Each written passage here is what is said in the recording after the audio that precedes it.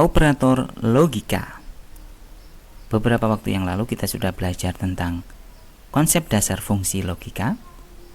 Selanjutnya cara kerja fungsi if.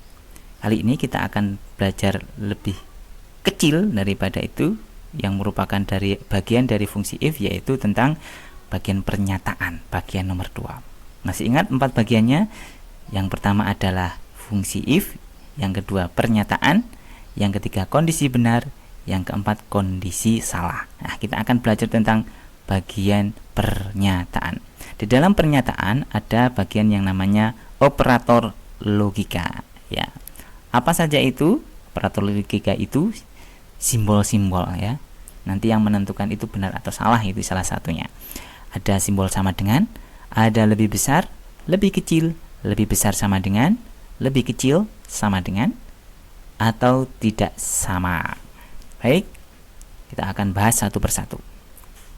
Sebelum itu kita harus belajar tentang garis bilangan. Masih ingat garis bilangan ini? Pernyataan pada garis bilangan ini menunjukkan bahwa semakin ke kanan itu semakin besar, kalau semakin ke kiri semakin kecil. Artinya angka 4 itu lebih besar daripada 2, 2 lebih besar daripada 1. Begitu juga dengan min 1 lebih kecil daripada 0, min 3 lebih kecil daripada min 1. Paham ya?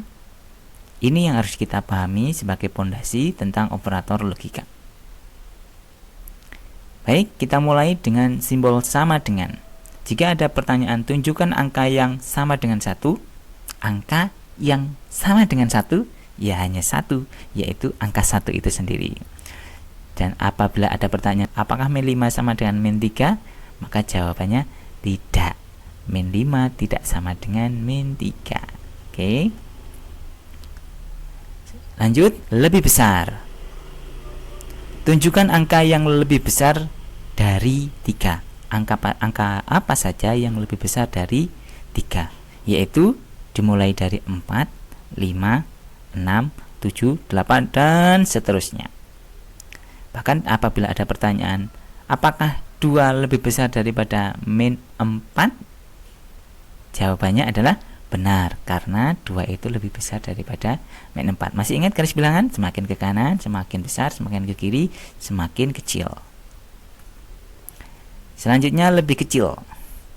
Tunjukkan angka yang lebih kecil dari 0. Angka apa saja yang lebih kecil dari 0? Maka jawabannya adalah tadi apa? Ada min 1, min 2, min 3, min 4, terus ke kiri, ke kiri, ke kiri. Paham ya? Lanjut. Apakah min 7 itu lebih kecil dari 2? Min 7 lebih kecil dari 2? Maka jawabannya adalah benar. Iya, betul. Min 7 itu lebih kecil dari 2. Kita lanjutkan tentang lebih besar sama dengan. Masih ingat simbol sama dengan, ya? Jika ditanyakan tunjukkan angka yang lebih besar sama dengan 1, angka yang lebih besar sama dengan 1, maka jawabannya dimulai dari angka 1 itu sendiri. Lanjut.